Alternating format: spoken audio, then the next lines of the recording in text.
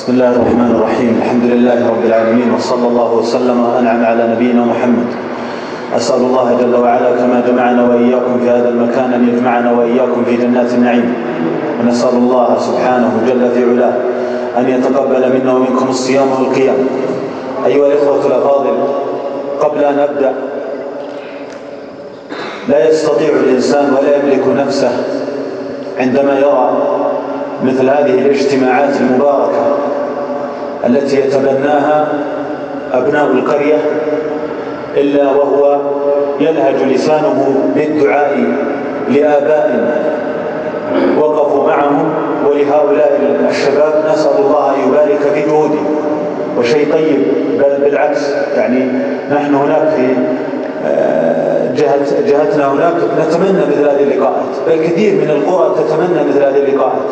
فهو لقاء مبارك، وهذا في البداية، ونسأل الله سبحانه وتعالى أن يواصلون الإخوان المسيرة. لا يجدون منكم إلا الدعاء، فنسأل الله سبحانه وتعالى أن يبارك في أوقاتهم، وأن يثبتهم على دينه، وأن يوفقنا وإياهم لطاعته.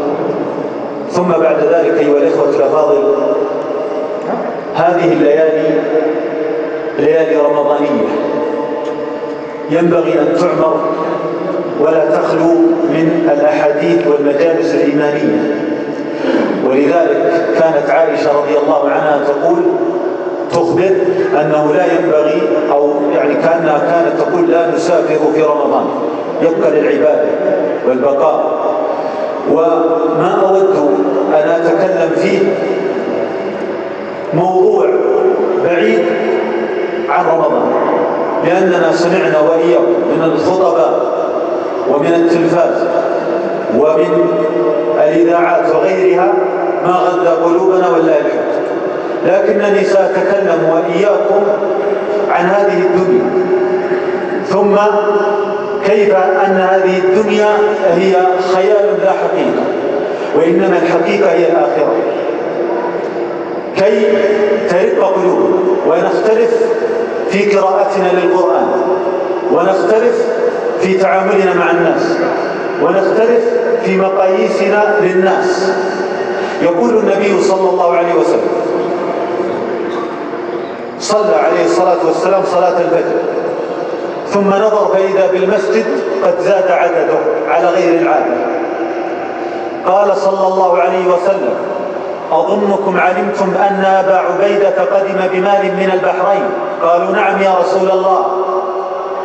قال: أبشروا وأملوا ما يسركم، فوالله، هذا محمد عليه الصلاة والسلام، فوالله ما الفقر أخشاه عليكم، ولكن أخشى أن تبسط عليكم الدنيا فتنافسوها كما تنافسوها فتهلككم كما أهلكتكم. هذا ما كان يخاف محمد عليه الصلاة والسلام.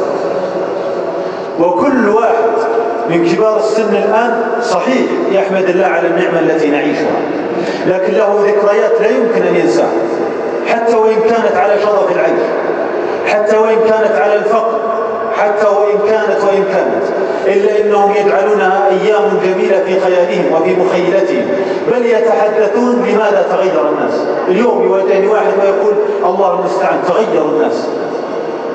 وفعلا الزمان ما تغير، لكن قلوب الناس التي تغيرت. ولذلك مما يروى عن حبيبنا عليه الصلاة والسلام، تروني بطول إذا كنت جزء، ما نبغى نتعبكم، بنختصر عليكم، جزاكم الله خير. أقول: فالنبي عليه الصلاة والسلام هب إنك ملكت الدنيا بأكملها، وأنت لا تسير والله المستعان مثلا على رضا الله. الدنيا لا تساوي شيء. بل مر رجل بالنبي عليه الصلاة والسلام وهو نائم تحت نخلة على حصير، فبكى، فاستيقظ عليه الصلاة والسلام فرأى دمعات. قال: ما يبكيك؟ قال: يا رسول الله، كسرى وقيصر ينامون على الحرير وأنت تنام على الحصير. قال: ما لي وللدنيا. شوف الخطاب، شوف الرسالة، شوف القذيفة. أسأل الله أن تحيي قلوبنا. قال: ما لي وللدنيا، إنما أنا في الدنيا كغريب أو كعابر سبيل، وفي رواية كرجل استظل تحت شجرة ثم قام وترك. ملخص، انتهت. ثم يأتي في موطن آخر ويقول عليه الصلاة والسلام: يؤتى بأنعم أهل الأرض. لو فكرت ما تعلمن، لكن الله يعلم به. لو يؤتى بأنعم أهل الأرض وقد كتب الله أنه من أهل النار، أجارنا الله وإياه، فيغمس غمسة في نار جهنم ثم يخرج منها فيقال له: هل مر بك نعيم قط؟ هل رأيت خيرا قط؟ قال: ما رأيت خيرا قط. ويؤتى بأبأس أهل الأرض، ما تعرف ولا أعرف، صاحب الهم والغم والمصائب والديون والأمراض والنكبات، الذي يعلم به هو الله. أبأس أهل الأرض، وقد كتب الله أنه من أهل الجنة، فيغمس غمسة في الجنة فيقال له: هل مر بك بؤس قط؟ قال: والله ما مر بي بؤس قط. أيها الإخوة الأفاضل، الدنيا كما قال نوح عليه السلام لما قالوا: صف لنا الدنيا، قال: كبيت خرب له بابان، دخلت مع الأول ثم خرجت مع الثاني. ما قال جلست ولا شيء. ولذلك لما تسأل كبار السن 60 سنة 70 سنة 80 سنة: تذكر من ذكرياتك، حاول انك تصف لنا الدنيا، قال: مرت كلمح البصر، ما يتذكر منها الا لحظات بسيطه. ايها الاخوه، والناس تعلقوا بالدنيا، احبوها، تفرقوا من اجلها، وتقاربوا من اجلها، تباغضوا من اجلها، احبوا من اجلها، تنافسوا فيها، تقاطعوا فيها، تدابروا فيها، تحاسدوا فيها. والسبب أن هذا القلب تعلق بالدنيا فأحبها، ولم يدري أن هناك دار أخرى. ما خلقنا الله عز وجل هنا إلا الاختبار. ما زلت منذ أن ولدت في سفر وسينقضي السفر، لنا حد محدود. الله جعلنا عز وجل ساعات وأيام لحظات ثم ينتقل الإنسان إلى نعيم مقيم، إلى جنة عرضها السماوات والأرض، إلى جنة يقول الله عز وجل: أعددت لعبادي الصالحين ما لا عين رأت. تخيل أي منظر رأيت في التلفاز، ثم تصور إن ودك أنك تكون في هذا المكان. مع ذلك ما لا عين رأت ولا أذن سمعت، حتى وأنت جالس يصف لك إنسان موقع ولا مشهد شافه، مع ذلك الجنة ولا أذن سمعت. تتخيل أنت في بالك أشياء ما حدثت بها ولا رأيتها من جماليتها، فيقول الله عز وجل: ولا خطر على قلب بشر. هذه الجنة التي ينبغي الإنسان أن يعمل لها حتى يصلها. أيها الأخوة، ثم تبدأ رحلتنا وإياكم في الدار الآخرة، الدار الحقيقية بالقبر. فمنعم ومعذب، ومن أنكر نعيم القبر وعذابه فقد كفر. لماذا؟ لأن النبي صلى الله عليه وسلم مر بقبرين، قال صلى الله عليه وسلم في صحيح البخاري ومسلم، قال: إنهما ليعذبان وما يعذبان في كبير. يقول النبي صلى الله عليه وسلم: هما يعذبان الآن في قبورهما وما يعذبان في كبير. ليش قال في كبير؟ وهي كبائر، يعني النميمة كبيرة. قال: أما أحدهم فكان لا يستتر من بوله، وأما الآخر فكان يمشي بين الناس بالنميمة يحسبونها يعني سهل. يقول النبي صلى الله عليه وسلم: وما يعذبان في كبير، يعني في شيء يتوقعون سهل.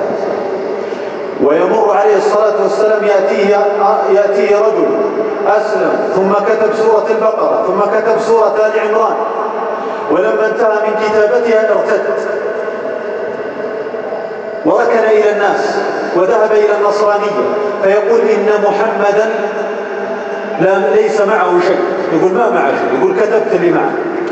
محمد عليه الصلاة والسلام أمي، لا يقرأ ولا يكتب، لكن أفاض الله في قلبه القرآن فصار أعلم الناس، فما رأينا من خير وما تعلمنا من خلق إلا من محمد عليه الصلاة والسلام.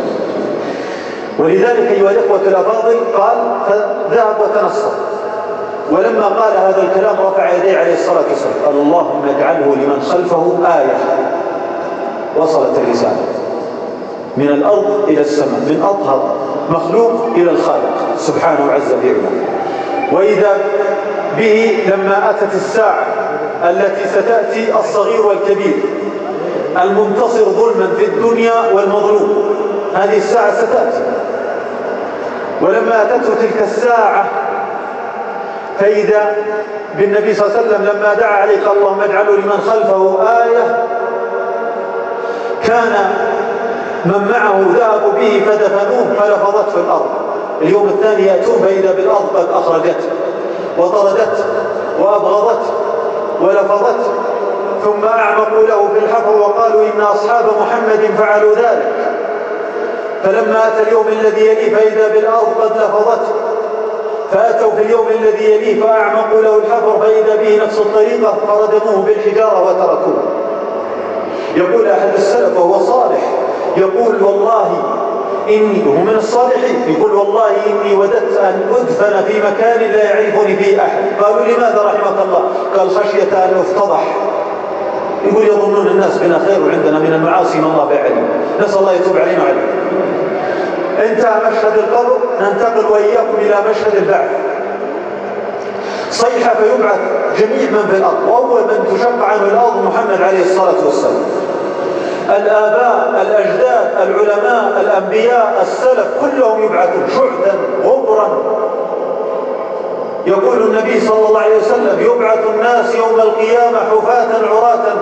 قالت عائشة يا رسول الله حفاة عراة؟ قال حفاة عراة. قالت يا رسول الله الرجال والنساء؟ قال الرجال والنساء.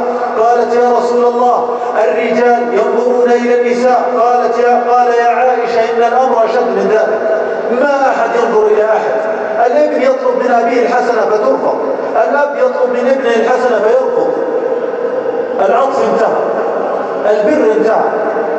في مشهد عظيم يبعث واحد فقط من الأمة على جنب، قال عليه لصدقه مع الله وصدقه مع الناس. قال عليه الصلاة والسلام رحم الله أبا ذر، يعيش وحده ويموت وحده ويبعث يوم القيامة وحده. يبعث يوم القيامة. لماذا؟ لأنه صادق في كل شيء. قال النبي صلى الله عليه وسلم ما أضلت الخضراء وما أقلت الغبراء أصدق لهجة من أبي ذر رضي الله عنه وارضاه. ثم بعد ذلك يتوجهون إلى أرض المحشر ويبقون فيها أعواما، فيذهبون إلى آدم يا آدم اشفع لنا عند ربك، فيقول إن ربي قد غضب غضبا لم يغضب قبله مثله ولن يغضب بعده مثله، اذهبوا إلى غيره. فيذهبون نبي حتى يصلون إلى محمد عليه الصلاة والسلام فيسجد عند العرش ويفتح الله عليه بمحامد، فيقول الله عز وجل يا محمد ارفع رأسك وسل تعطى واشفع تشفع. فيقول أمتي فيشفع فيهم عليه الصلاة والسلام. ثم ينتقلون في مشاهد أخرى حتى يصلون إلى الحوض الذي يضيف محمد عليه الصلاة والسلام، أكرم من خلق الله. إذا رأيت كريما فاعلم أنه لا يساوي شيء بجانب كرم محمد عليه الصلاة والسلام. إذا رأيت إنسانا خلوقا فاعلم أنه لا يساوي شيء بجانب خلق النبي صلى الله عليه وسلم. إذا رأيت إنسانا فصيحا خطيبا فاعلم أنه لا يساوي شيء بجانب خطابة وفصاحة محمد عليه الصلاة والسلام. فيباشر. والآن عدد نجوم السماء، ومن شرب شربة لا يظمأ بعدها أبدا. فيتواردون الناس أفواجا وينظرون إلى النبي صلى الله عليه وسلم فيستقبلهم عليه الصلاة والسلام، فيمد يده صلى الله عليه وسلم بالآنية، ومن يشرب لا يظمأ أبدا فيأخذون، ومن أخذ فهو منعم. ثم يأتون الناس والنبي مستبشر لأنه بعث رحمة للعالمين، فيأتون أناس فتتلقاهم الملائكة قبل أن يصلوا فتضربهم على وجوههم فيقعون على أدبارهم. فيقول عليه الصلاة والسلام تاركا فرحته وتاركا ضيافته، يقول عليه الصلاة والسلام أمتي. فتقول الملائكة إنك لا تدري ما أحدثوا بعدك، غيروا وبدلوا والله المستعان. نسأل الله أن يتوب علينا وعليكم، نسأل الله أن يجعلنا وإياكم من ضيوف محمد عليه الصلاة والسلام في ذلك الموطن. أحد الصحابة يسأل النبي حبا، قال يا رسول الله أين أجدك يوم القيامة؟ قال في 3 مواضع. قال عند الحوض، يقول ابحث عني في 3 مواضع، إما عند الحوض فإن لم يكن فعند الميزان، فإن لم يكن فعند الصراط. ثم بعد ذلك يذهبون الناس في مواطن أخرى حتى يصلون إلى الصراط. وأختم بذلك.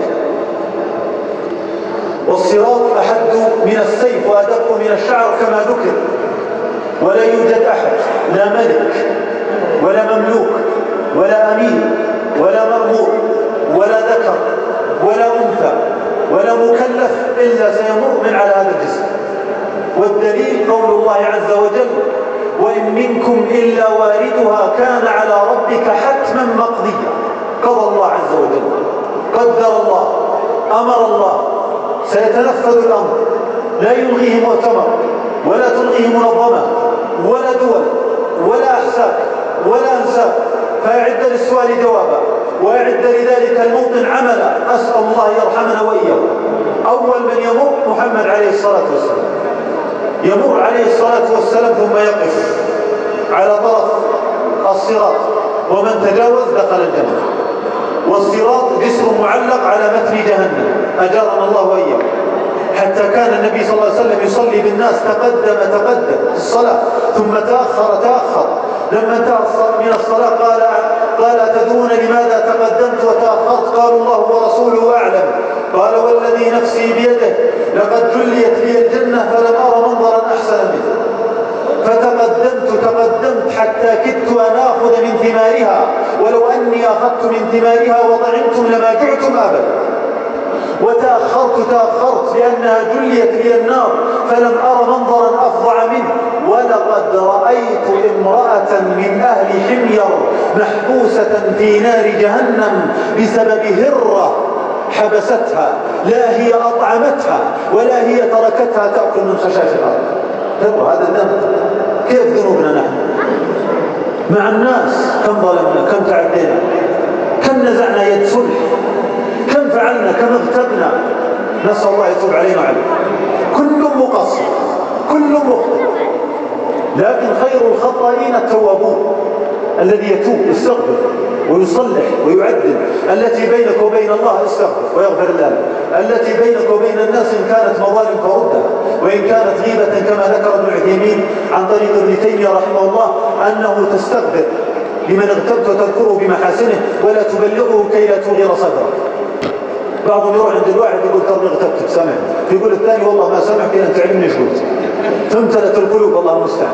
يخبره يمكن ما يسامح ويملأ قلبه عليه، وهذا ما ينبغي. ذكر الشيخ ابن عثيمين فيها كلام رحمه الله. الشاهد: ابن سيرين جاء واحد قال: اجعلني، يقول: لقد اغتبتك فاجعلني في حل. قال: لا أحل ما حرم الله، الله حرم ما أحل. أيها الأخوة، فينتقلون الناس على الصراط ثم يتقدمون. منهم من يمر كلمح البصر، ومنهم من يمر كالبرق، ومنهم من يمر كالخيل، ومنهم من يمر كالريح، ومنهم الله المستعان من يكون مروره على قدر عمله، يكون أقلهم يكون نوره في إبهامه، تضيء تارة وتنطفئ تارة. ومنهم الله المستعان من تتخطفه كلاليب جهنم ثم ترميه. أما محمد عليه الصلاة والسلام فلم يترك الموقف، فهو في الطرف الآخر، ودعواه: اللهم سلم سلم. كلما مر واحد: اللهم سلم سلم، اللهم سلم سلم، عليه الصلاة والسلام. أيها الإخوة، تذاكرنا نحن وإياكم الدار الآخرة، ونقرأ وإياكم قراءة فقط في القرآن. نقول: واللي يحضر قلبه يتصدع قلبه. إذا السماء انفطرت، وإذا الكواكب انتثرت، وإذا البحار فجرت، وإذا القبور بعثرت، إذا الشمس كورت، وإذا النجوم انكدرت، وإذا الجبال سيرت. آيات قوية جدا، اللي يخشع ويتدبر معها تدمع عينه، فما بالك بالمشاهد الحقيقية. أسأل الله يتجاوز عنا وعنكم، وأسأل الله يتوب علينا وعليكم، وأسأل الله أن يجعلنا وإياكم من مفاتيح الخير. هذا ما أردت إيراده في هذا المكان، وأنا صراحة يعني على موعد، والأخوان جزاهم الله خير ألحوا علي بالقدوم إليه، وموعدي صراحة ما انتظر، وأحب الله أني يعني أكون مع الشباب حتى النهاية، وأشوف إشارات هناك بالرفض، لكن يعني الجمع هذا إن شاء الله أننا ما نغادره بما أنهم أشاروا بهذا الكلام، قال والله أنا على موعد وأتيناكم وأحببناكم، وأسأل الله سبحانه وتعالى في هذه الساعة أن يبارك لمن بنى هذا المسجد في ماله وفي ذريته وفي عمله، ونسأل الله سبحانه جل وعلا أن يلبسه لباس العافية. أشعرت قبل قليل أن الرجل يمر بوعكة صحية، نسأل الله سبحانه وتعالى أن يجعلها كفارة عليه وأن يجعله من الصابرين، وأن يلبسه لباس العافية، وأن يختم لنا ولكم بخير. هذا وصلى الله وسلم على نبينا محمد.